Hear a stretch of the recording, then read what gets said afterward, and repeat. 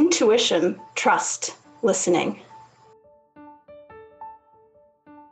You are listening to The Brave Files, real stories from people living courageously. You can listen to the show anywhere you enjoy podcasts, and we'd love for you to subscribe, rate, and give a review on Apple Podcasts. It really does make a difference, and we appreciate it. Now here's your host, Heather Vickery.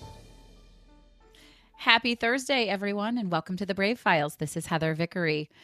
So I've just learned that according to the National Health Council, over 133 million Americans are diagnosed with a chronic illness. Of that, over 54 million of them are women. This is just in the United States alone. That's 43% of the population. Today's guest, Lyn Thompson, was misdiagnosed with leukemia at the age of 25. Can you imagine that? We're going to learn more about that. But today, Lyn has a message to share with the world. Just because a doctor has said an illness is chronic or incurable doesn't mean that it has to be a life sentence and that Western medicine is the only approach to healing. Lyn is also the author of You Are Not Your Diagnosis. Lyn, welcome so much to the show. Thank you for having me here. Really, really excited to have you here. Okay, wow. Misdiagnosed with leukemia at 25. Yes. That's nuts. It is. Most people have quite the same reaction to the story. Yeah. Will you share that story with us a little bit and what led up to it? Well, however you want to best tell that story. Sure. So kind of the beginning of that story started after I graduated from college, and I had decided kind of in that final year of college that I wanted to go to graduate school. And I thought that I might want to become a professor of history. And, you know, looking back on it now, all these years later, I think I was actually just scared to be what I perceived as a grown-up. And so I know somebody who's a professor of history.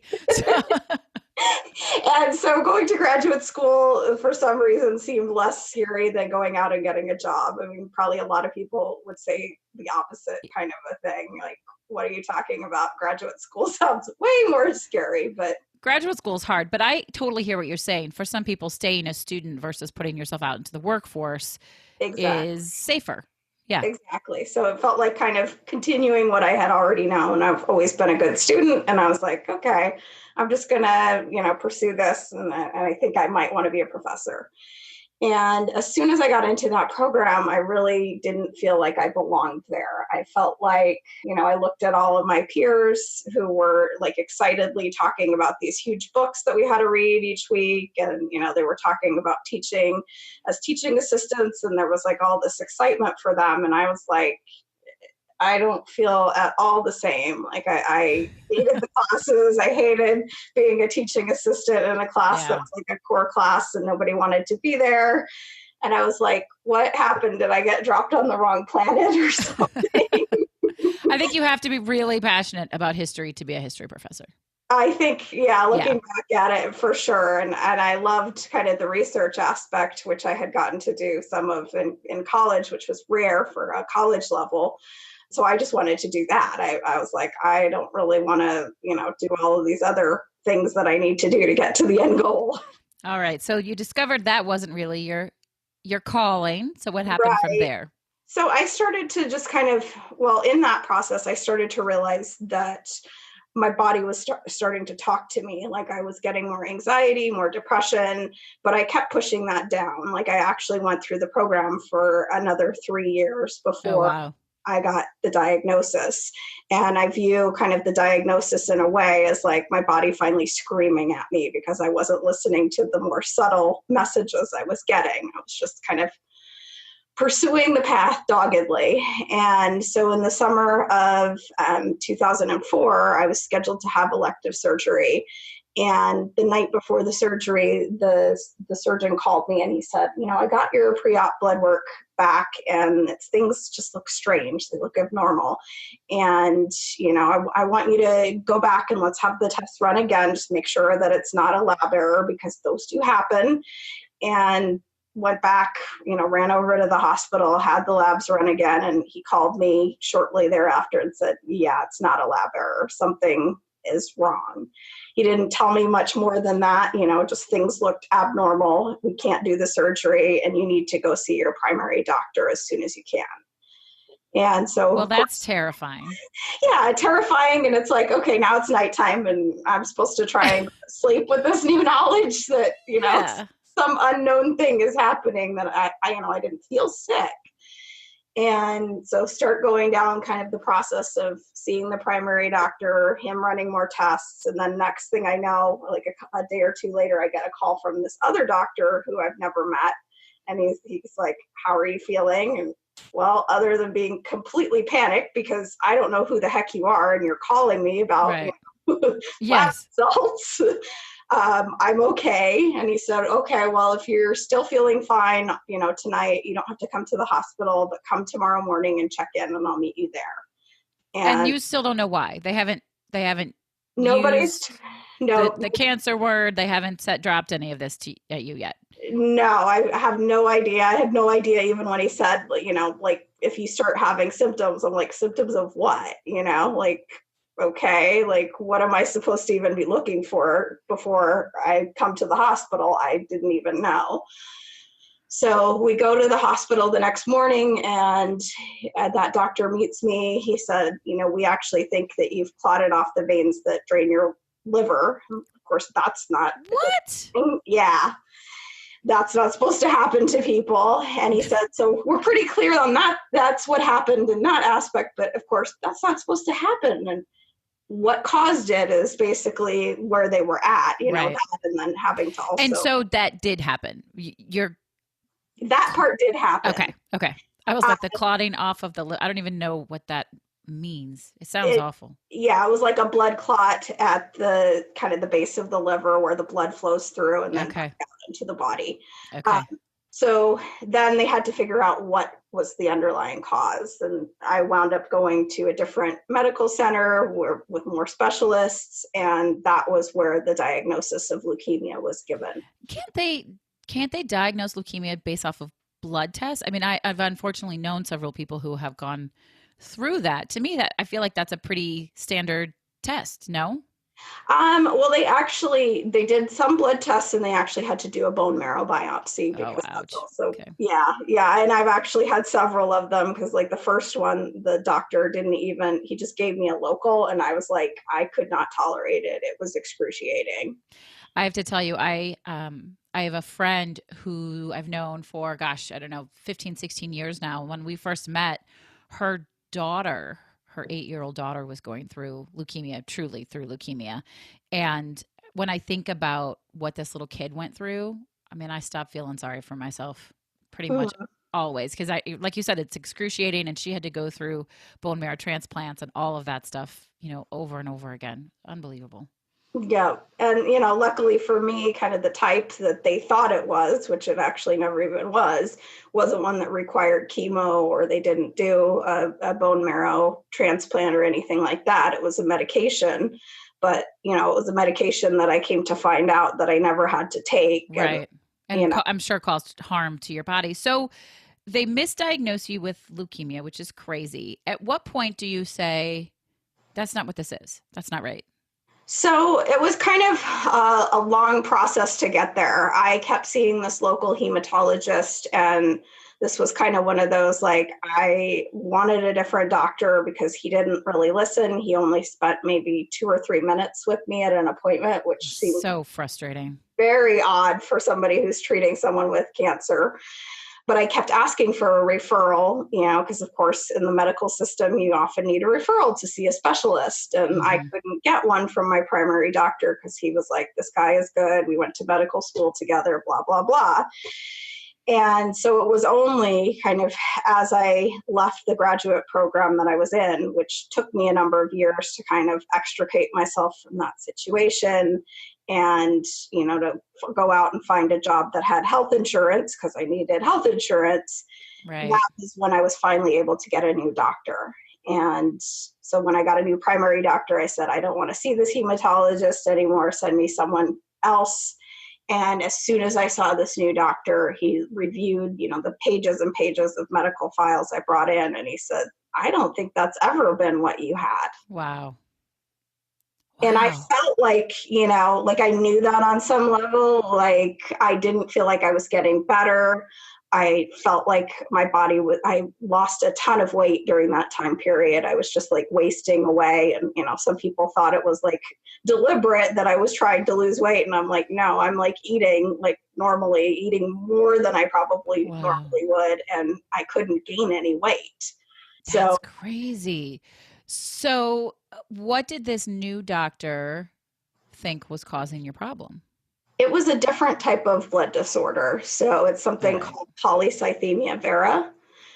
And again, it kind of does fit in sort of the cancer category, but it's not nearly as scary or serious as the leukemia Right. diagnosis. Okay. And it's treated differently. And, he said it's very strange they gave you this diagnosis because that the leukemia has never been correlated with what happened with the clotting off of your liver veins, like this other diagnosis typically is. So why they gave you that Wow. diagnosis, I have no idea.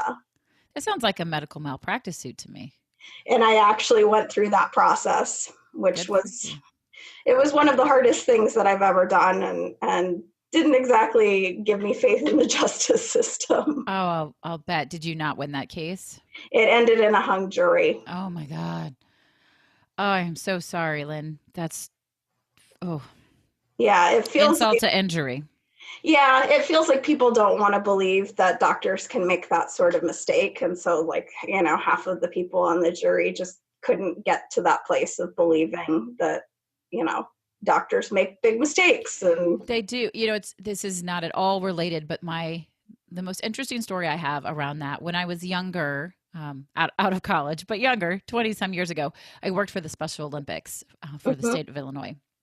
And we had a young woman who would go around and talk to different organizations about what was happening in Special Olympics. And her name was Sophia, and she had Down syndrome.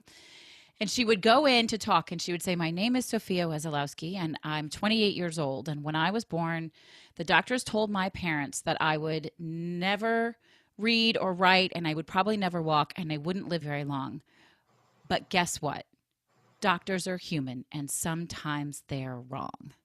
yep, very true. And then she would go on and talk about all the gold medals she's won and how amazing of a person she was. But that never paused or never stopped giving me chills every time she would say that. This strong, powerful woman. Okay, totally derailed. But yes, doctors can be wrong. Exactly. I mean, that shows in a different context how they can be wrong. And we need Absolutely. to just realize we have to trust our own wisdom and knowing that sometimes if it doesn't feel right, get a second opinion. Absolutely. So I want to find out more about the other diagnosis and what happened from there and then what you've done with your life. But were there any residual health effects from being treated improperly for all those years?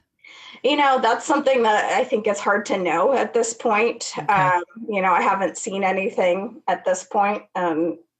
It's hard to know, if that medication at some point will kind of have shown the Right. sort of Right. negative consequence. And, certainly it wasn't good that I was still having kind of all these issues and wasn't feeling better. My body wasn't healthy for that. Yeah, you weren't being treated for what was making you sick, for sure. Exactly. Yeah. So I was just kind of like staying sick for 3 years Oh without my the God. proper treatment. That's horrifying. Okay, so you finally get the right treatment, and then what happens? Well, I think in the process of going through the wrong diagnosis, I also started to explore alternative healing. So about a year into the kind of first diagnosis, my best friend passed away very, very Oh, suddenly. I'm so sorry. And I kind of viewed that as like my second wake up call because it felt like my life was just kind of ripped apart by the loss of her. And so I went into a really deep, dark depression for a period of time. And I started to kind of explore other options. So first it was just, going to regular therapy and talking about my grief and, the Hmm. fears and the diagnosis. But then I was also exploring other things like biofeedback. So, being hooked up to a computer and learning how to like regulate my nervous system and calm Wow. myself through breathing. Yeah.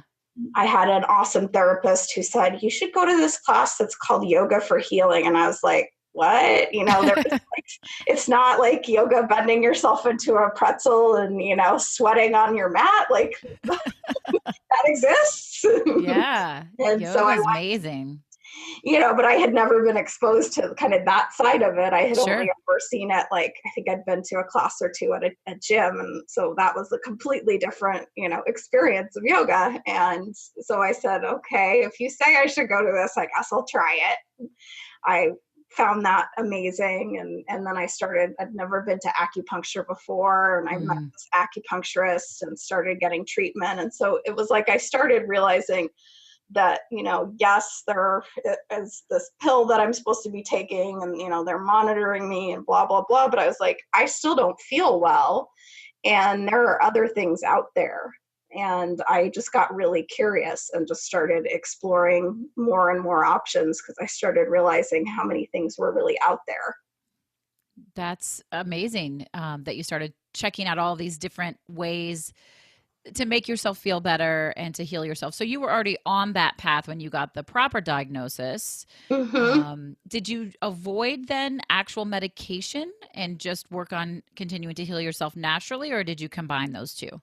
Combine those two. I think for me, just knowing, with something that's like a tendency to clot, I kind of feel that's like dangerous. Yeah. The Western aspect is sometimes important. And, I always say that to clients too. Like sometimes, I'm not anti-medication in all cases. Sometimes you need it. Sometimes it saves your life. Sometimes it keeps you alive. But I certainly, like I've had a doctor keep trying to push a new medication. And I'm like, I feel like I'm doing great with what I've used, to this point, as well as all of the holistic things that I do. And I don't want to take a brand new drug that hasn't been tested for very long because who knows? Yeah, absolutely. And I'm with you. Like, I know people who work in the drug industry and who aren't greedy, awful people who are really trying to save lives and help people. And so, of course, there's a delicate balance between trusting a trusted physician and medication and listening to your gut, trusting your gut, which is something you and I spoke about earlier. So taking all of that, at this time, what kind of work were you doing? So I didn't leave my graduate program until 2007. And then that was kind of right around when I got the correct diagnosis. And so I viewed that process as kind of letting go finally of this thing that I had been holding on to, like it was my life raft, even though I hated it. And I quickly realized when I started exploring alternative medicine that that was what I actually really was passionate about. Like it became clear. So I was working in a bank just, to have health insurance and have money coming in. But I was like, that's not what I want to do with my life. It's just a stepping stone to the next piece. That makes sense to me. I think that's great. And so when did you write your book? So I actually just wrote the book this year. Oh, wow. Okay. So it took a while. Okay. Yeah. Well, everybody had said to me, you should write a book. I'm not judging. It's taking me ages to write my book. No, I'm just saying people had said that. And then finally it was like last year, I've been open to it. I just haven't known exactly like what the message of a book was. And then finally it was kind of like, just came to me that, the title came to me first. And then I knew it was a book and I was like, okay, I'm ready. That's great. I would love to talk about that process. But then, so you started to feel what was your actual calling. And as I talked about in the intro, you help other people, specifically women. Do you also work with men or just women? I primarily work with women. Occasionally, the right male client comes along, but I found more resonance most of the time with women. So. Sure. I totally get that. And you do something that's called Body Talk Access. I do something called Body Talk, and I also teach Body Talk Access. Okay. So can you tell us what those things are? Yes. Most people haven't heard of Body Talk, so it's a particular healing modality. And basically, it's about tapping into the body's own ability to heal itself. So, just like when we cut our finger, we don't actively think about what needs to happen for that to heal. We clot off Right. the Yeah. blood and the cells repair. The body actually knows what it's supposed to do to heal. And it's just usually things like stress and other factors compromise that. And so through Body Talk, we're kind of understanding what's compromising that natural healing ability and helping to shift that so the body can heal. I find that so interesting. It's something that I personally want to know more about, but how do you go about teaching that to somebody? So the class that I teach is actually our self-care class as part of the Body Talk system. So I don't train people who are practitioners or people who want to use Body Talk for themselves in that way. I just teach people there's a simple self-care routine that consists of 5 techniques. And so there's no need to kind of do some of the more complicated process of, muscle testing and using intuition. Okay. It's just like you use these 5 techniques in a sequence, and it's. Can you share the 5 techniques with us? I can tell you what they are. Yeah, not how to use them, just what they are. I'm just curious. Yeah. So fair enough. The first one is called cortices, which is our brain balancing technique.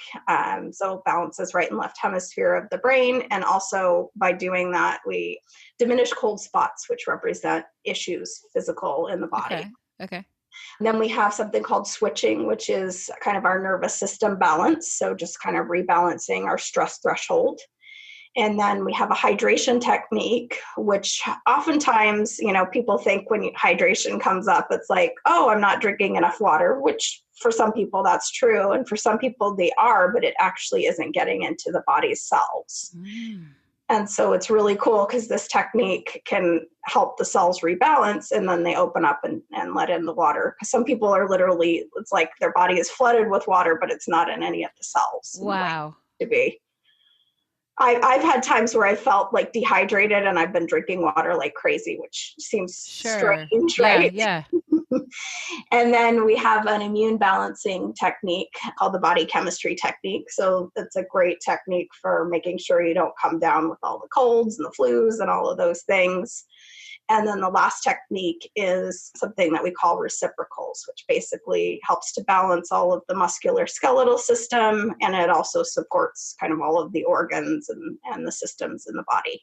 I love all of this. I am going to find out more from you. I want to do this. This sounds, is it just for people who have an illness? It sounds to me like it's just a healthy way to live your life. Am I missing something? No, it's, Body Talk Access, I teach classes and usually it's not just people with illness. Like sometimes, like moms come in so they can use it on their whole family. It's, it's a technique that's great for any person to learn and be able to use to support their own health. And also, then you're able to actually use it on family members as well. I think that's really cool. So as you've gone through this journey, almost getting into a career that was sucking the life out of you. It's wonderful for some people, but wasn't working for you. Right. Getting very, very sick, being misdiagnosed and mistreated, then finally getting the right information and learning to heal yourself, and then starting your own business. What would you say throughout all of that was the biggest struggle? I think the biggest struggle really was with the initial diagnosis. What happened to me was just felt like when I first thought it was the leukemia, I didn't know really how to process that. I didn't know what that meant for the rest of my life. It was kind of like a nuclear bomb, going off in your life. Yeah. And then trying to figure out, what does this mean? How does this impact the rest of my life? How do I take care of myself? That feels like, kind of the ultimate biggest struggle in the process. I just can't imagine going through that and processing it as much as you can. And then 3 years later, finding out that you didn't need to go through that. What was that moment like for you when you were like, I did all of this for nothing, all of this grieving of the life you thought you'd, like all of these things, right? I think there was a huge mix of emotions in that appointment with the new doctor. I mean, there was a lot of anger, a lot of feeling of like, here I had been trying to get the other doctor's attention and, say, I still don't feel right. Like, why is that? And he was looking for something that wasn't there, testing with a blood test for something that never was there in the first place. So it was like, he was just in this little box. So there was a lot of anger towards him. There was grief over, why did I have to go through this? Why did I have to take this pill that, caused me all sorts of digestive symptoms and nausea, relief, and just like finally here somebody is listening to me, somebody's seeing me. So it was kind of just a whirlwind of probably anything you could imagine in that moment. I get that. That makes so much sense to me. And of course, it just goes to remind us that you can feel all kinds of things at one time. You can be sad and feel joyous. You can be excited and feel scared or careful. Nobody gets to tell you that you can only have one emotion or one feeling at a time. Yeah, because it was definitely a complicated thing. I felt gratitude to this new doctor, like, finally you're listening to me. In some ways it felt like he saved my life. Yeah, I'll bet. He may have. I'm sure if I had continued not to have the proper diagnosis, it's quite possible that things could have gone a different way. Absolutely. What would you say has been the biggest silver lining throughout the entire process? I think, and I talk about this a lot. It really, at this point, I'm grateful for the whole experience because it taught me so many lessons about learning to listen to myself and learning to trust myself, because that was what I wasn't doing when I was in graduate school. I was too scared to say, I don't know what I want to be when I grow up, and that's okay. I can get any job, and I can figure it out as I go along. But I've always been like I need an end goal and I need a plan, and Isn't it such a gift when we reach a point where reflectively we can say that awful, awful thing served a purpose? It did. I mean, it made me realize I have to listen to the part of me that is telling me, that inner knowing, that guidance system, whether that be you're on the wrong path or you need to change this, or, screaming out loud, I need a different doctor. You've got to let me see someone else. Yeah. Don't give in. Don't give up. Right. Just learning to trust that. So this is a question I ask in every interview, and I'm excited to ask you this one because so what I'm going to ask is how you celebrate success. But I'm curious, when things were bad and you were misdiagnosed and learning to heal yourself naturally in some ways, and then you got the right diagnosis all the way up to now, are you feeling well now? Yes, definitely. Okay, good. So you're feeling well now. I didn't want to assume that. I did sort of assume it, but I didn't want to go there in case you were like, no, I feel like shit right now. Starting this business, writing a book, from all of those different standpoints, how did you stop and honor and celebrate the wins and the successes? I think when I was sick, it was little tiny things, like trying to just enjoy a food that I liked, or, like getting out of the house, even if I didn't feel that great, not just staying stuck in bed, like just those little things that most people take for granted. Absolutely. I think that's a really important way to stop and honor. And of course, there's always time for bigger ones, but those little bitty ones, those matter. Right. And I think that really taught me just the power of that. And sometimes it still is that, just honoring the little things, or just like, oh, I'm just going to have this food that really nourishes me and makes me feel great. Like that it can be simple. It doesn't have to be going out and, buying yourself something expensive. Absolutely. I always say my celebrations typically result in a big dance party. There's usually some pink on, or maybe it's Prince, and dancing my little heart out because it feels good to have done whatever this thing is, and I need to release that energy somehow. Exactly. How did you celebrate publishing your book? Let's see. I threw myself a party. Yeah, girl. At first I was like, oh, well, I'll make it like, a traditional kind of book launch signing. And I was like, No, I kind of just want it to be like the people that I love the most, Yeah. friends and family. And, it was sort of about the book, but it wasn't about, like having the media come and, like trying to share it in that way. I was just like, I just want to treat people to like a nice little afternoon of yummy food Yeah. and have a toast. And it was just lovely to have people come together and have some friends come from out of town just to celebrate. I love that. I do. And I love that you didn't make it what quote unquote everyone says it has to be for a book launch, that you made it what you wanted it to be, because there are no rules, friends. You can do whatever the F you want. Exactly. I'm like, there's plenty of time to do the traditional thing later, and like have it out there in the media. But I was like, I just worked really hard and I put this together, and now I just want to like have it be just fun. Good for you on that. Good for you. I am curious. If you could only give our listeners one piece of advice on how to live a healthier life, what would it be? I think for me, it's about learning to just listen to your body's wisdom.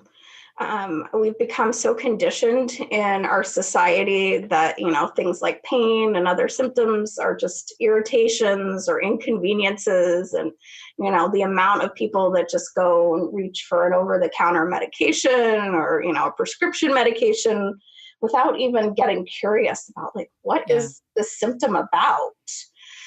So for me, again, like sometimes that medication is necessary, but sometimes it's just like you have a headache and it's like, well, why do I have a headache? Right. What's this about? Don't just take the ibuprofen, figure out why you have a headache. Yeah. Right. So, and that's a lot of what I work with people on, is just to get curious about what is the message, because your body doesn't have words. It can't say, oh, you're dehydrated, or, oh, Right. You're not sleeping well. It's like, hey, you have a headache. So yeah. Absolutely. My kids, anytime, they don't complain of headaches a lot. Otherwise, we'd be really concerned. But when they do, I'm like, how much water have you had to drink today? And lo and behold, their water bottles come home from school completely full. Like, how can you do it? It's total side note rant here. The school literally gives extra credit to the kids who don't use bathroom passes for the year. Is that messed up or what? That is crazy and not healthy. So not healthy, which means they're not drinking because they're afraid to go to the bathroom, and then they're holding it in. And I went nuts on the assistant principal. I was like, yeah. And especially I have daughters, right? This is middle school. So I have 4 daughters, but I have 2 in middle school, and they have personal needs. Like, and it's humiliating to go to the teacher. Like, oh, the whole thing. Sorry. Right, Total side note. As if that stage of life is not hard enough. Right? Like, you get extra credit for not using the bathroom. I lost my mind. All right. We get back on topic. Thank you for that. I've never heard that before. Oh my gosh. It is so messed up. Well, thanks for answering that one. I sprung that one on you. I didn't give you a warning on that question. That's okay. So I love it. Well, as we come to the end of the show, I want to find out from you what your favorite charitable organization is to support. I actually support a local organization here in Oregon, which is called Family of Friends. It's a mentoring program. And I've been matched with a girl for, coming up on almost our 7 years together. And so she's like family now to me. And that's kind of the whole idea of the mentoring program is. So tell me more about that. Who's being mentored and in what area? So the kids are kind of picked because there's some kind of risk factor in their life.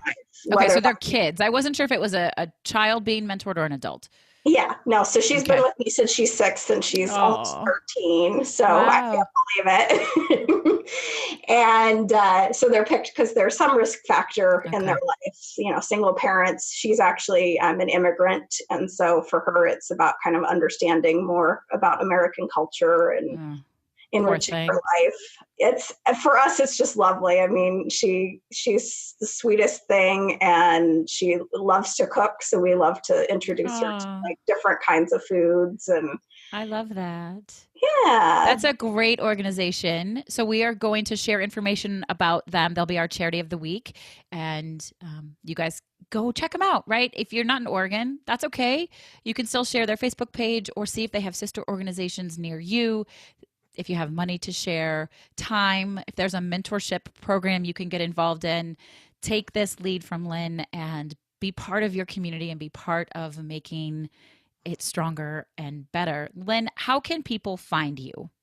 So the easiest way is to look at my website, which is bodytalkportland.com.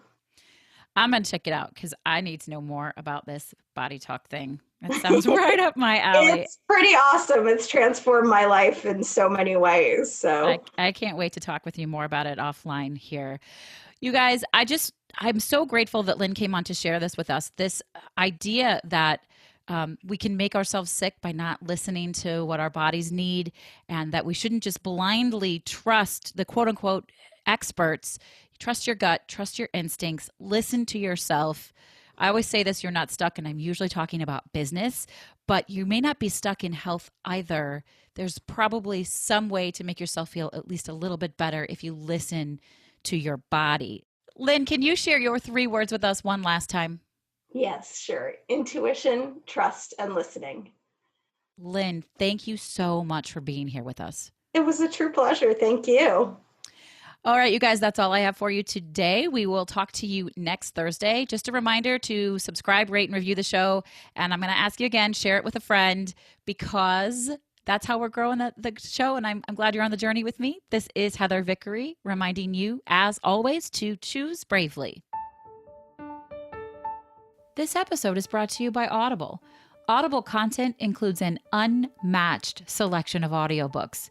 Check it out for yourself and get your 30-day free trial, including 1 free audiobook. Simply visit audibletrial.com/thebravefiles and voila, free audiobooks. What could be better than that?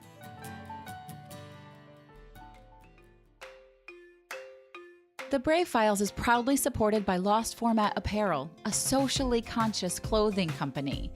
You already know that homelessness is a huge problem.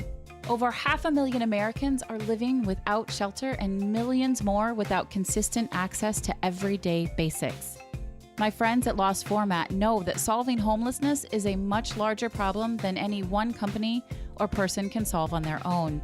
It requires teamwork, sacrifice, strength, and building communities through personal and professional relationships. And isn't that exactly what the Brave Files podcast is all about? That's why I'm proud to say that the Brave Files has partnered with Lost Format, and together we're working to change the face of consumerism in addressing homelessness. You can now get one of 2 fantastic shirts custom designed specifically for the Brave Files. Each order goes towards providing necessities to the homeless. We have one shirt that, of course, says "Choose Bravely," and another that reminds you that brave is always greater than fearless. Head on over to vickeryandco.com/store to see both beautiful shirts and to check out the entire product line from Lost Format. All of their stuff is super soft and comfortable and has an amazing fit. Use promo code BRAVE to get 10% off of your Brave Files custom t-shirts.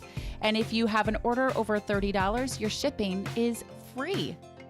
I choose bravely to take the plunge to help solve homelessness. Are you with me? Thank you for listening to The Brave Files. Be sure to visit thebravefilespodcast.com to access the show notes and discover fantastic bonus content. Music composed and produced by Matt Lewis of Union Music, LLC.